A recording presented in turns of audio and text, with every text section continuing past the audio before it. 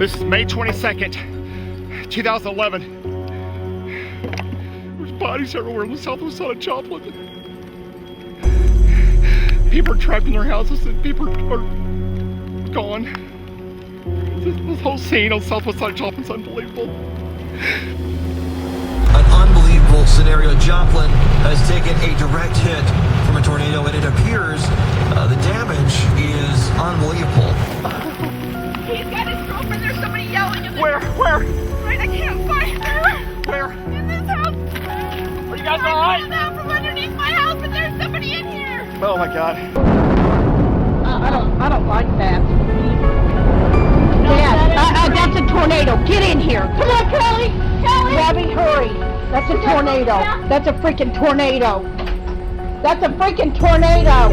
Come on. Tornadoes sound like a freight train, dear. I'm telling you. Take cover. Yes, please. Right now. Please I am telling you to take cover. Take cover right now. We do have a Folks, tornado on the ground. This is a tornado. Yeah, this is a very dangerous situation. We cannot stress this enough. If you are in Joplin, please take cover. Mom, no! Mom! Get in here! Annie, just pray. We're okay, Annie. Hey, there's a tornado right there. I just saw a car flying through the air, man.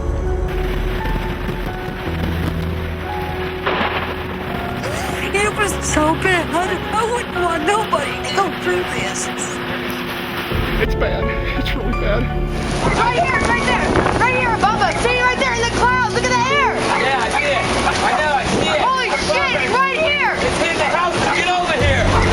Pick it up, I can't film. I'm talking film. I got it. Stop. Go, just go. Oh, no, alright, it's behind us.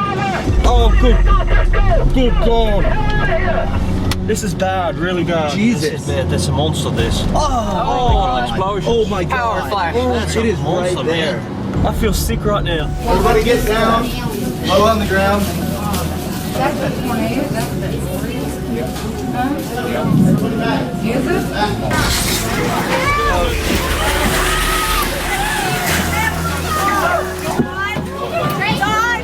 And about two and a half hours later, they pulled my baby out. He was the best baby in the world. He was 13 months old. He just learned to walk. And they did CPR on him, but he was blue, and they couldn't do anything for him.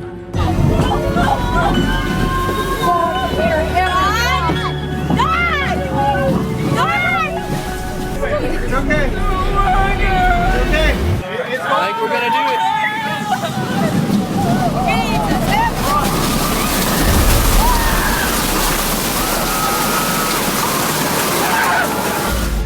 And they couldn't do anything for him, so they wrapped him up in a blanket. I held him for a while. And then they got my wife out.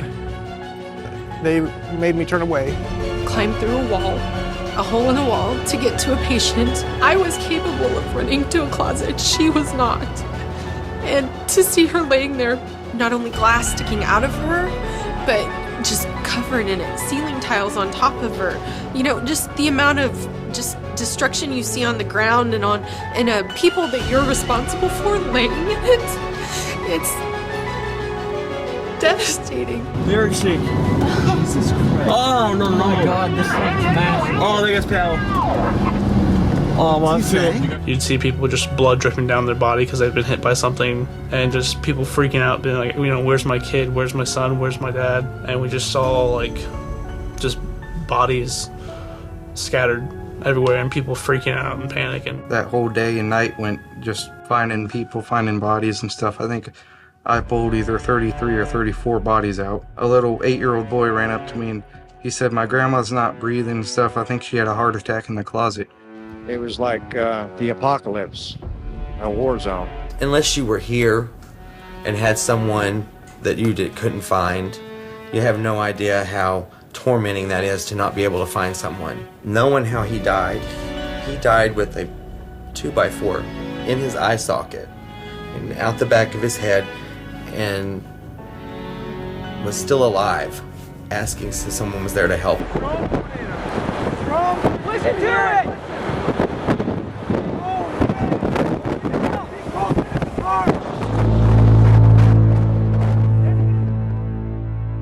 there's not one single building in any direction I look that's still standing.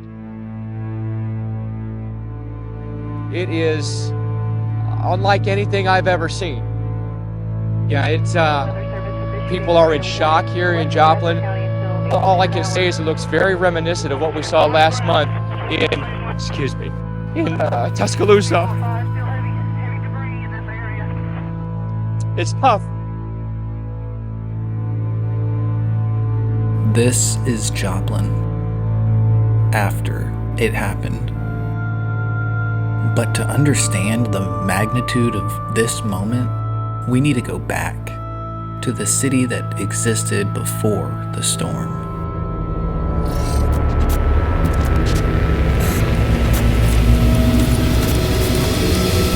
National Weather Service has issued a tornado warning on the radar, indicated a tornado 10 miles west. Before all the sirens and the headlines, before all the devastation, there was just Joplin, a Midwestern city built on community, family values, hard work, and minerals. Joplin's foundations were literally, physically shaped by the ground beneath it. Tunnels, shafts, and layers of history hidden beneath their neighborhoods, carved out of the old lead and zinc mines that once fueled America's early industrial age.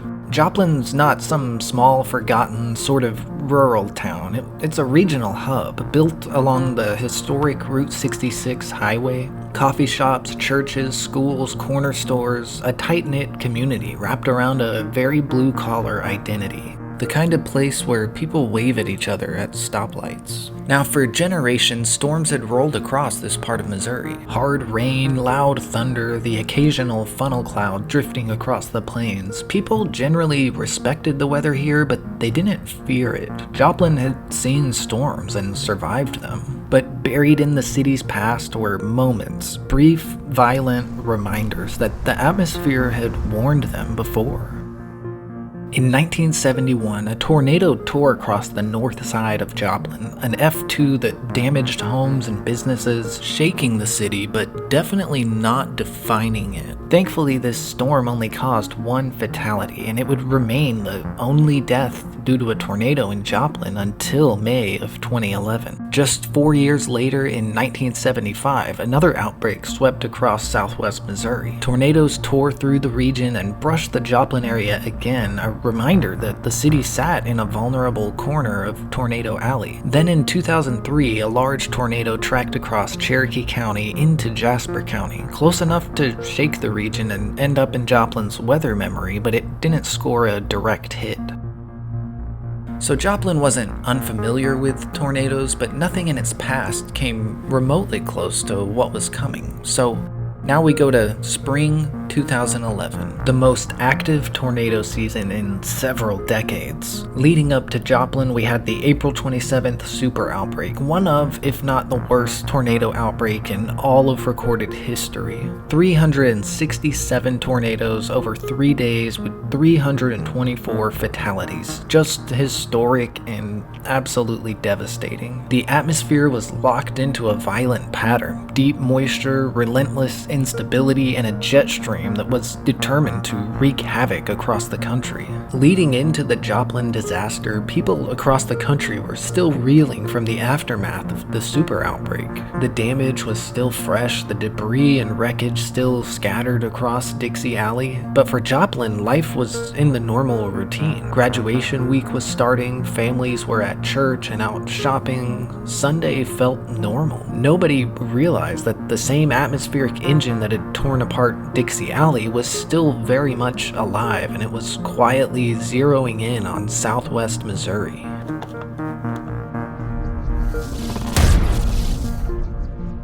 This is the day 2 outlook, and as you can see, this covers a huge area. The air is going to be a little bit more unstable, more of that moisture, unstable air, more muggy air is going to be available. Scattered thunderstorms popping up across the area. And tomorrow afternoon could be a few active thunderstorms, some of those getting strong, maybe on to the low end of the severe limit scale. There is at least a 30% chance that any of the thunderstorms that do develop tomorrow could become severe. So I think that's going to be our primary threats.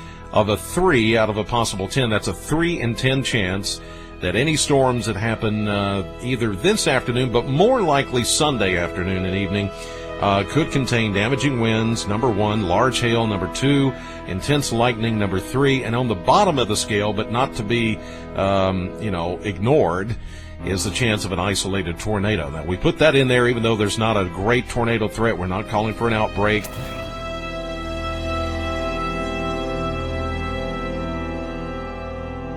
By late morning, southwest Missouri was already primed. Warm, saturated air at the surface and strong winds increasing with height. By mid-afternoon, instability surged, the cap weakened, and wind profiles tightened. Near Joplin, cape levels shot past 4,000 joules per kilogram, while low-level shear strengthened, creating a volatile, tornadic environment. And at the surface, a sharpening dry line, lifting warm front, and strong upper system all converged, focusing everything directly over Joplin.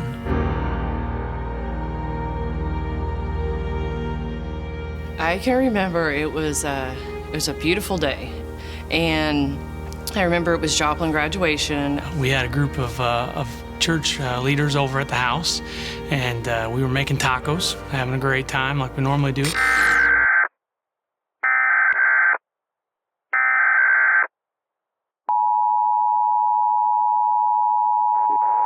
The National Weather Service in Springfield has issued a tornado warning for southwestern Jasper County, north central Newton County, until 6:05 p.m. Central Daylight Time. At 5:34 p.m. Central. Lots of heavy rain, lightning coming down, and debris flying outside the window. The best thing you could be doing at this hour is taking shelter. Now, they're talking about Joplin. That's where I'm going right now. It's definitely getting darker. They're saying there is a tornado on the ground up here. I'm 10 miles away from Joplin, and it's definitely getting worse heading this way. So back up to the hospital area. We'll see. We are going to send maybe we'll see a funnel cloud as soon as we can to substantiate this information. Winds are here. Tornado warning. Yep, there it is. Well, we are getting reports that most of the rain has passed through there, but they are seeing what people are considering a wall cloud, 20 to 30 miles per hour. Obviously, some clouds have some people. It's a storm you see coming across the Kansas border now, just about to make it to the Joplin area. They're really cool. The clouds are I'm pretty looking awesome. at cotton candy clouds in Candyland. That's pretty neato.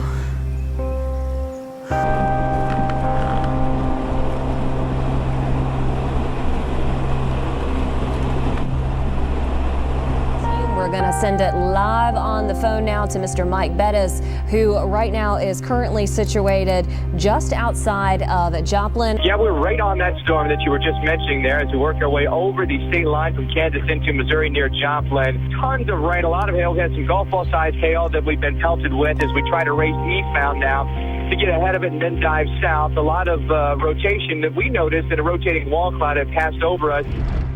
We had started the day in Kansas City. We were going to go south. Joplin was going to be our location the whole time. That was our target the whole time. We had popped on a storm, late afternoon. We're following behind the storm watching on radar. The storm's growing, it's getting bigger. And then the sky just turns black, right? And we're getting hailed on really bad. It was a storm that at first glance, when we got on it, it was just forming. And then we all, of course, know what happened after that. Issued a tornado warning for western Jasper County until 1800 hours. National Weather Service Doppler radar indicated a tornado 10 miles west of Carl Junction or 6 miles. A small funnel descends from the cloud base and almost immediately begins to rapidly intensify. Let's count how fast this goes from no visible funnel to large tornado.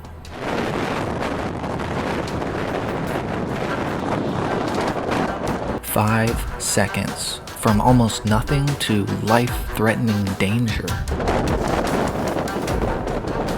And in just 8 seconds, it's a full-size wedge.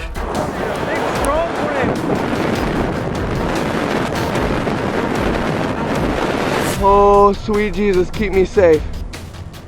Keep me safe, Lord. Keep my wife safe, she's over there, Lord. Oh my goodness. Kind of scared.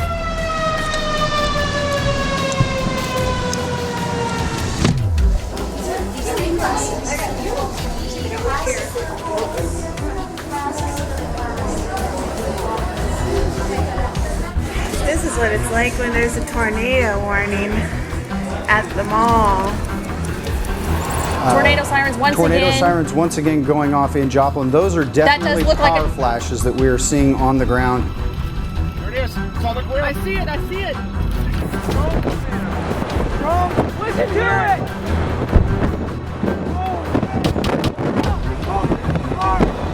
The tornado surges east, heading directly into Joplin. Pick it up. I can't film. I can't film. I got it. I got it. I got it. I got it. I got it. Stop. We need the wheels up on the right. Yes. Move your head, Isaac. I got it on video. Oh, man. Stop. Okay. We need your options if we want to stay with it. I think it's just right there to the south of us. Of course, I can't see anything. You get back. I always heard it sounded like a train. I hear a train. National Weather Service in Springfield has issued a tornado warning for southwestern Jasper County, north central New The tornado is now reaching its peak intensity. Business parks, apartments, homes, entire neighborhoods, almost nothing is spared from its wrath. With each block it crosses, the human toll climbs higher. Many residents are caught inside collapsing buildings, struck by debris and trapped beneath mountains of wreckage. Every passing moment brings a new wave of destruction. The fatality count rising by the minute. Countless lives are changed in an instant. Friends lost, families torn apart. What began as an ordinary spring day has transformed into the darkest chapter in Joplin's history. I believe a tornado over Flying J. Tornado over Flying J. 203. 203. I'm in the tornado! I'm in the tornado! If you go outside, you may not be able to see it. Take shelter now. It looks like this is a pretty powerful tornado. You can see that it was taking out those transformers. Absolutely. It continues to push off to the east in Joplin. Get in. No, I'm not going in. I can't go in. Yeah, get in. I can't go in. Get help. Get in here. Right here, right there. Right here above us. See right there in the clouds. Look at the air. Yeah, I see it. Oh my God. I know, I see it. Holy shit. Right here. It's in the house. Get over here. Continue to take cover from this storm. We can see that tornado on the ground from our tower cam. We are continuing to track that. We're off the ground. No, it is certainly going off. Caitlin, I'm just looking out the door right now.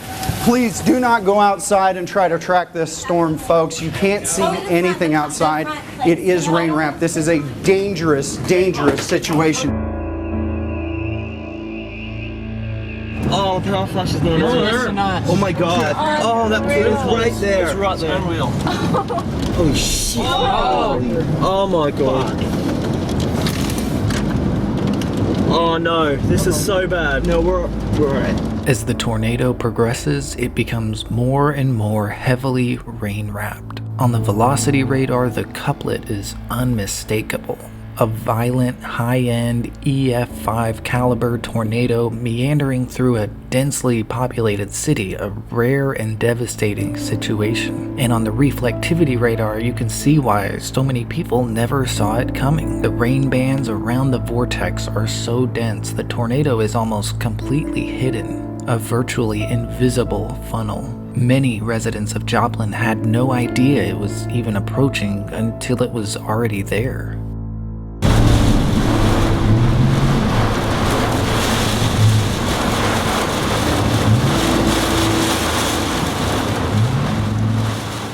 What was once a mile-wide wedge tornado is now an invisible monster, wandering aimlessly through the city of Joplin.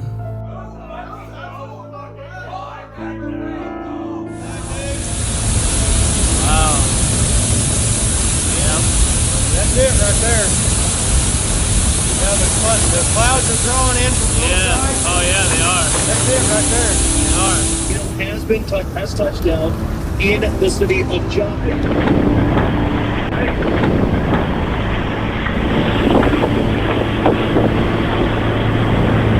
What you got there? Our whole roof is gone. We will be out of service. We do have excessive damage to the tornado. The sky over Joplin turns almost unnaturally dark, pitch black in the middle of the afternoon. This supercell is so powerful and so dense that it swallows every ray of sunlight trying to break through the cloud deck. And the wild thing is, sunset is still more than an hour away. If you didn't know better, you'd have to assume this is a nocturnal wedge tornado. Eastern Joplin are 9 miles east of Galena, moving east at 45 miles per hour. It was just incredibly, it was the blackest I've ever seen any storm system, bar none. Oh, shit.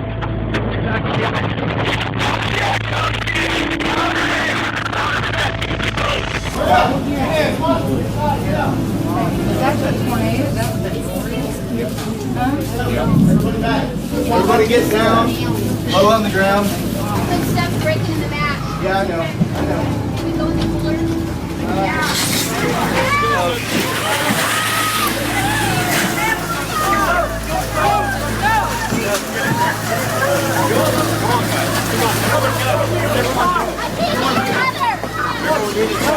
Everybody, go. Great. Get in.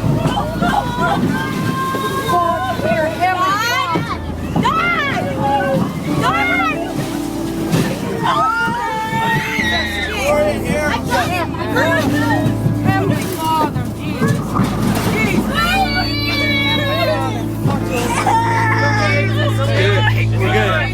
We're good. We're good. It's okay. It's okay. I think we're gonna do it.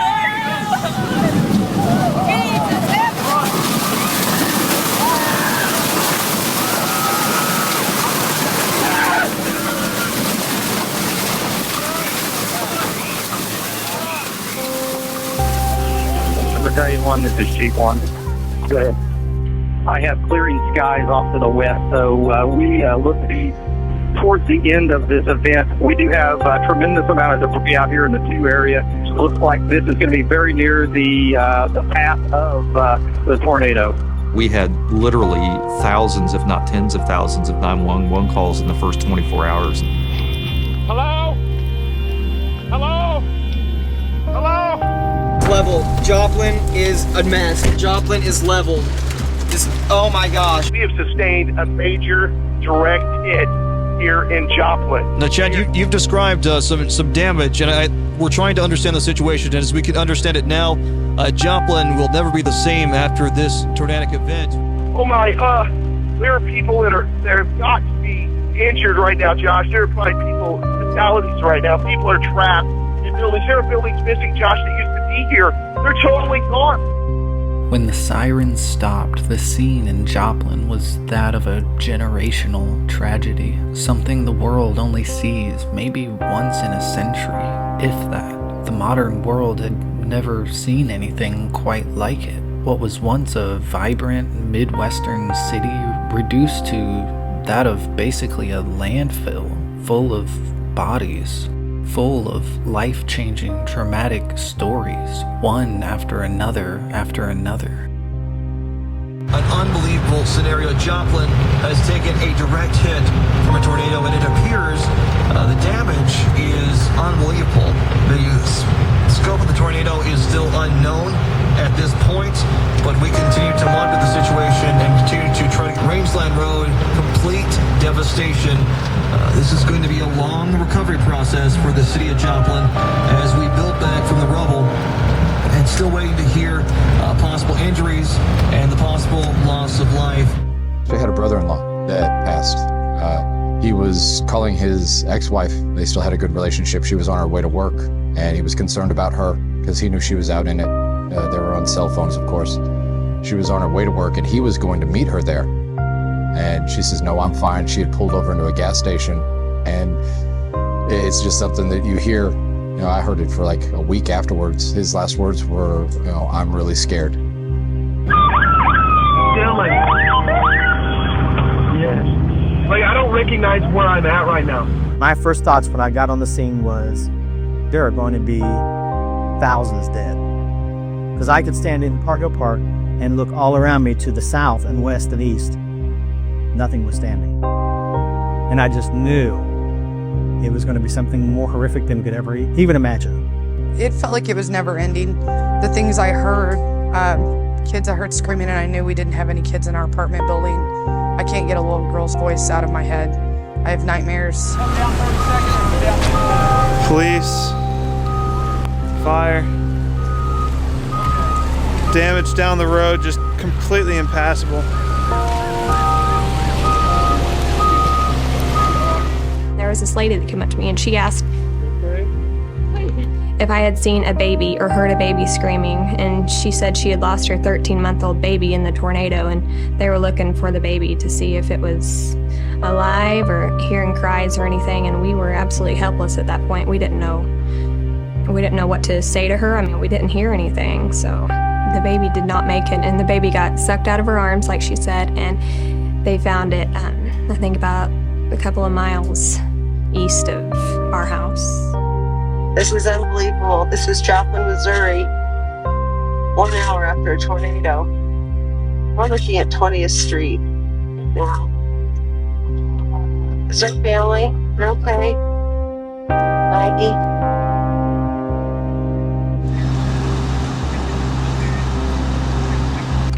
We just survived a tornado, folks. That sucked. What do you think, babe? Hey, I'm scared. We're scared. We were all scared. We were all scared. The tornado left nearly 2,000 people injured, many of them devastating, life-altering wounds, sliced open or impaled by flying debris, barely surviving, and 161 lives lost. On paper, they're statistics, but in Joplin, they were parents and children, friends and neighbors, lives shattered, stories cut short, all leaving behind a painful, eerie silence that still lingers. There's this kid. He's buried underneath his house, and his dad's holding onto his hand. He's just screaming for help, and no one can help him. There wasn't enough ambulances, so you just saw trucks with people in the beds of the trucks just flying by. Some of my friends just didn't make it out of the storm. They just lost in the storm. And as I looked down that street this morning, it truly looked like I was looking into the valley of the shadow of death. Just as far as you can see in every direction, this storm has torn up the lives of these people down here. All right, here's the gas station that we were at.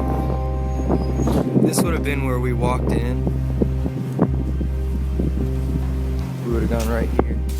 We parked right over there. Our car got blown away, but the front door was just right there.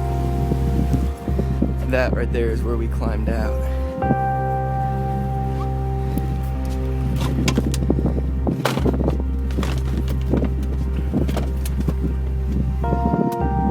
All right, so here is the inside.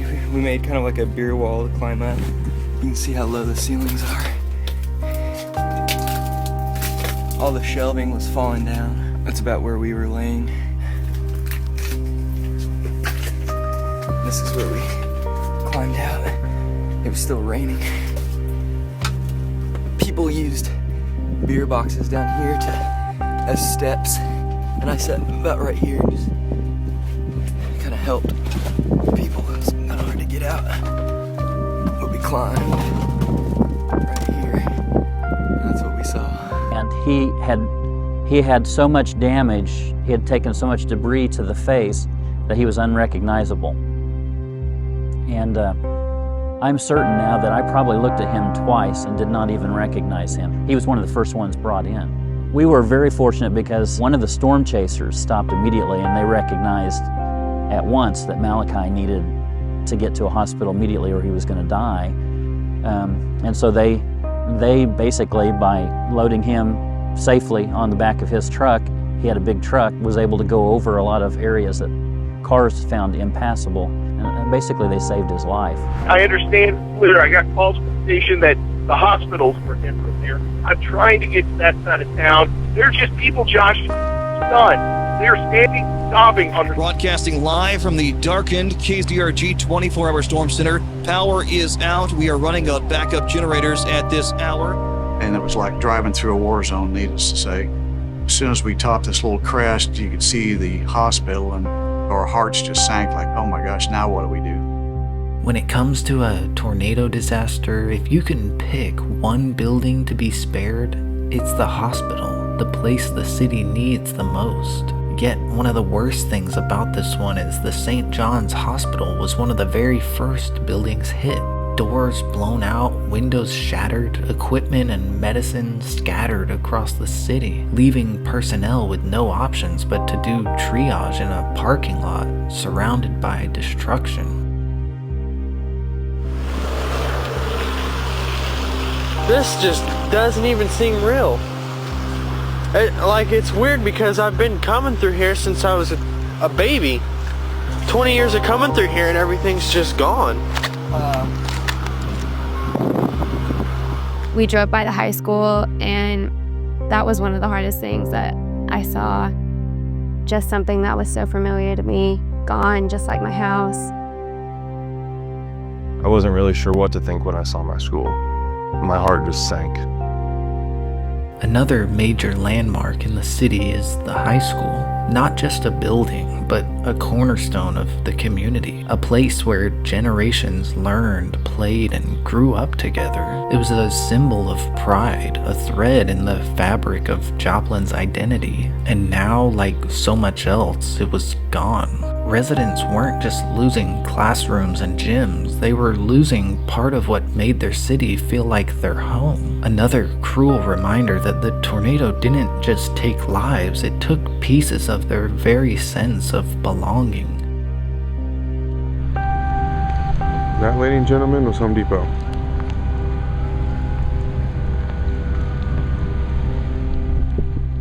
The Home Depot was among the most notable businesses destroyed in the storm. Built with tilt-up concrete walls held in place by the roof, the structure just had no real chance against an EF5. When the roof was torn away, the walls followed, collapsing inwards like massive dominoes and crushing the very spaces people ran to for safety. 8 lives were lost inside. In a matter of seconds, a place meant for building and rebuilding became a twisted monument to just how much Joplin suddenly needed both.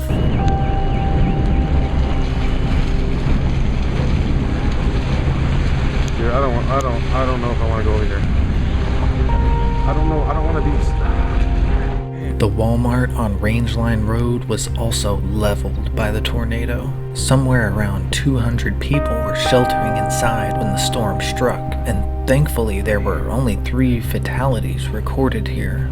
In an instant, the store people fled to for supplies and shelter became another grim testament to how powerful and unforgiving this tornado was.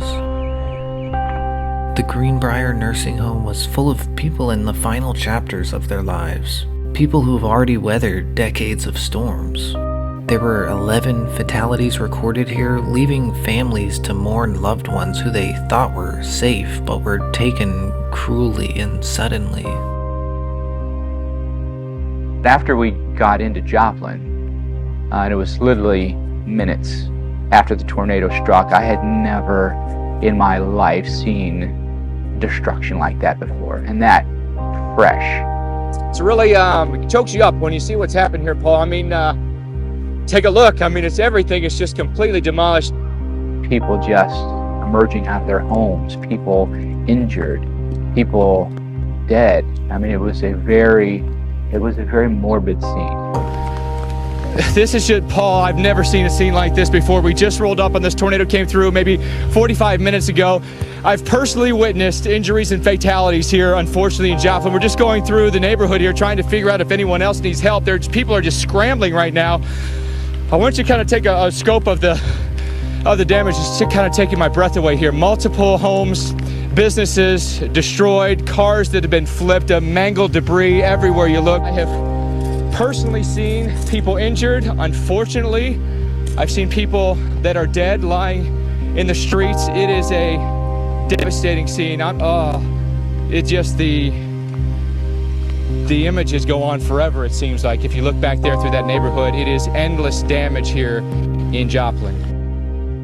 Can you walk us through what happened whenever you first started to get to the damage? We were right there, after it happened. We had come in kind of right on the edge of where the damage was, and there were some trees down, and we were like, oh, we're probably going to need to broadcast, here. We come upon this fire station that partially had collapsed. What we didn't know at the time, I was like, this is our story right here. Like, my gosh, this fire station has been struck and we're going to broadcast from right here. Then I just remember this moment walking past the firehouse, and then it just kind of all opened up where the hospital was. And then you'd look out over, it was a very densely populated neighborhoods. And it was all just mowed down, right? And it just kind of opened up, and I was like, oh my gosh, like this is really, really bad. And we were there literally just minutes after it happened. So it was all very, very fresh. And, the hours after that were just chaos. Probably what most people are familiar with is, there's a moment in the broadcast, we're broadcasting, and I had seen so many things at that point. Like, I had seen dead bodies on the sidewalk. I'd seen this poor young girl who had broken bones being pulled out of her home, put on the back of a pickup truck, like rudimentary stuff, like breaking your heart kind of stuff. Animals that were wounded with broken bones, and people walking around with wounds, truly like war zone kind of stuff that I don't think I was prepared for. But there's a moment in the broadcast where I kind of break down. I was just like it just got to me, right? And really what that moment is when I looked out over the landscape that now had been destroyed, while I was broadcasting, like this moment of realization hit me. And I knew in my heart of hearts, like, this is way worse than Tuscaloosa. Like, I can't say that on television, but I know this is way worse than Tuscaloosa. And so it kind of hit me like many, many people have died here. More than a couple of dozen people have died here. And it just kind of, it just struck me at that moment. It just kind of made me cry. And I was like it just overwhelmed me. All I can say is it looks very reminiscent of what we saw last month in Tuscaloosa. It's tough. No question about that. You mentioned there was, more than just a dozen fatalities, and that you recognize that at that point. Let me ask you, why do you think it was such a, Hackleburg happened a month before in the super outbreak, and there was, I believe it was 71 fatalities, and that's the second most lethal in the modern era. And Joplin was more than double that. So why do you think that was? Is there a variety of reasons? The intensity of the tornado is one of them, but I think where it hit, right? It hit in very compact neighborhoods on a Sunday evening. A lot of people are home, struck a hospital, but also struck stuff like big box stores where, you had a lot of people that might have been shopping. So you had a lot of people in vulnerable, positions. Having that densely populated area be hit, I think was really one of the driving forces behind that. It was the deadliest tornado that we had seen in 75 years. And, I think for a lot of people, we never really, I guess for some of us, me, myself included, thought something like this, we haven't really seen before. We had seen, Oklahoma City tornado before, Hackleburg, or the super outbreak, but not kind of the amount of damage that you saw with this, because it just hit everything. The footage shows us what the tornado hit and what it took from Joplin, but the numbers, they show us the human cost. So let's do a statistical comparison on the fatality data. Tornadoes today rarely strike without warning like they did before these modern warning systems.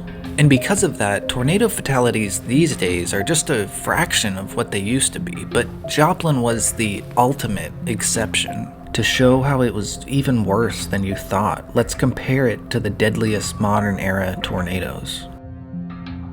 Let's put the top 4 on a chart together. The picture that appears is honestly stunning.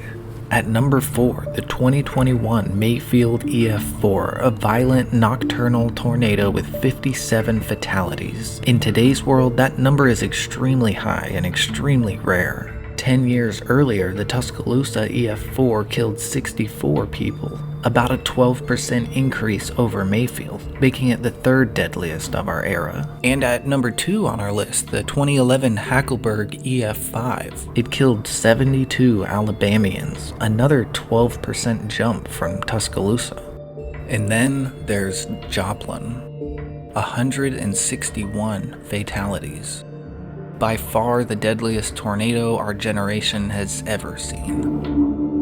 Now, when it comes to the fatalities in Joplin, there's always been one obvious question that stands out, and that's why did this one take so many lives? So many lives that if we cut the fatality count in half, from 161 to 80, Joplin is still the most deadly tornado we've seen in the modern era, and by a good margin. And I don't mean to just dwell on the fatalities, but when it comes to high caliber EF5, high fatality tornadoes, that's obviously the biggest headline to come out. So back to the question, why so many people? And there's a few primary reasons for that. But first, it's worth pointing out that the Joplin tornado itself, in isolation, was not a record breaker scientifically, meteorologically. It was large, up to a mile wide, but we've seen plenty of mile-wide tornadoes that don't kill anywhere close to this many people. The wind speed wasn't uniquely fast or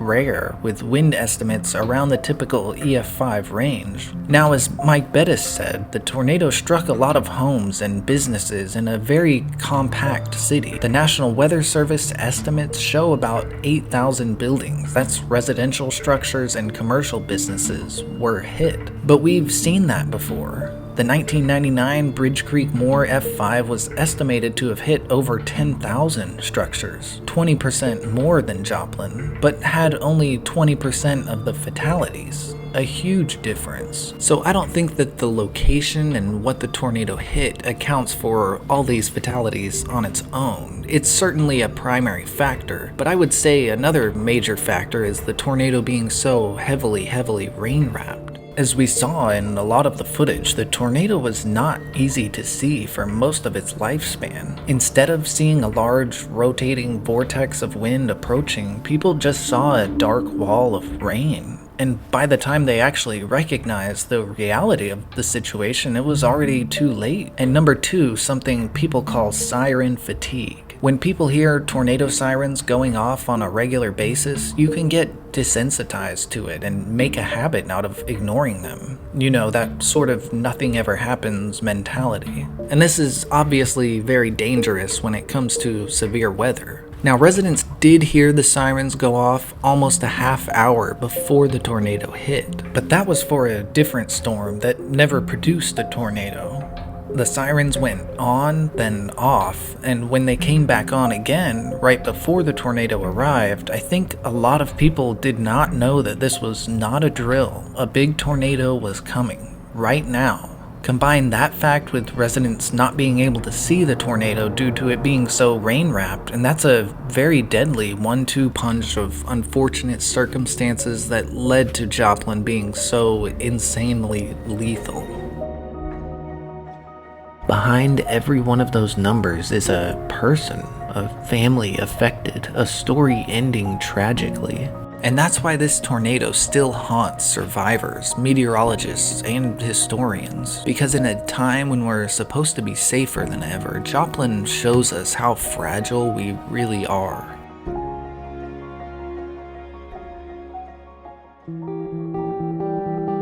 The recovery in Joplin was honestly one of the most remarkable turnarounds you could ever wish to see. The way the community responded is the most powerful part of the entire story.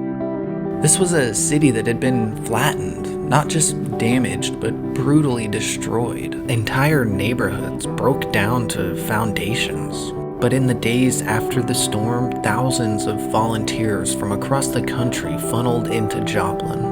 There was no script, no plan to work with, just neighbors climbing over debris piles, calling out names, carrying strangers to safety. When FEMA leadership showed up, they said they were amazed at how Joplin had already started systematic search, rescue, and recovery operations throughout the city. Churches opened their doors, schools became shelters, parking lots became hubs of triage and supply distribution. The rebuild that followed the tornado kind of reflected the power of the storm itself. It hit on a level that almost defies comprehension, and the rebuild answered it on that same scale. Businesses reopened in temporary trailers, streets slowly filled back in with homes and storefronts. Joplin didn't sit and wait for help, it created its own. And what really sticks with people are the stories that lived inside of that recovery. Stories that residents still talk about today. Things people swear they saw or felt amidst the chaos, and none are more well known than the stories of the butterfly people. Numerous survivors described figures with wings, glowing forms, or comforting presences shielding them in the darkness. Countless stories, all eerily similar. A kind of synchronized experience where people across the city told of some sort of ethereal beings resembling butterflies, talking to them and protecting them. There's a full documentary that specifically covers this phenomenon. It's called The Butterfly People. And after renting and watching that movie, it's really a big stretch to come away from it thinking all those stories, they're just people coping with their trauma. They're all made up. Some people are exaggerating, some people are saying it for attention, but they're all made up. Now make of this what you will, but I'll say that I believe it's way too much of a coincidence to just chalk all of that up to people just coping with their trauma. We're talking about dozens and dozens of people simultaneously experiencing and describing something very similar to each other with no coordination in their stories. Now, regardless of how you see these experiences, these stories became a kind of landmark in Joplin's healing, a reminder that even in the absolute worst moments, Joplin found a symbol to hold on to, something that signifies beauty and growth. So in the end, Joplin's recovery wasn't just rebuilding a city, it was rebuilding a community. And this part of the story is what's even more incredible than the storm itself.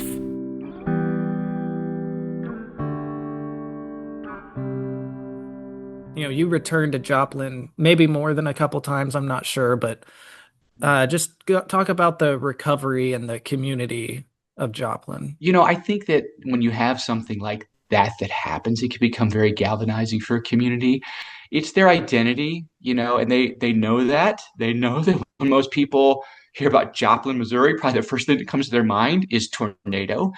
You know, Joplin is a marker in their life, right? Their life is marked by pre-Joplin and then post-Joplin. And they know that, but it doesn't, I mean, in some sense it defines Joplin, but it doesn't, right? Mm-hmm. It's much more than that. And I think they certainly had this amazing sense of community. When you step back from the damage and the human stories, Joplin becomes more than just another tragedy. It's a stark reminder of what these storms really are. Not just weather events, but immutable expressions of the atmosphere itself. And on a long enough timeline, another Joplin-level disaster isn't just possible, it's statistically inevitable. That's not fatalism, it's just physics. As long as the same ingredients exist, the same outcome is always possible. The dynamics that created this tornado didn't vanish in 2011. One day, the pattern will align again. Maybe next year, maybe in 5, maybe in 50. But eventually, something bigger, faster, and more violent will touch down. And when it arrives, all we can hope for is that we're ready. Thanks for watching, like and subscribe, leave a comment, and I'll see you next time.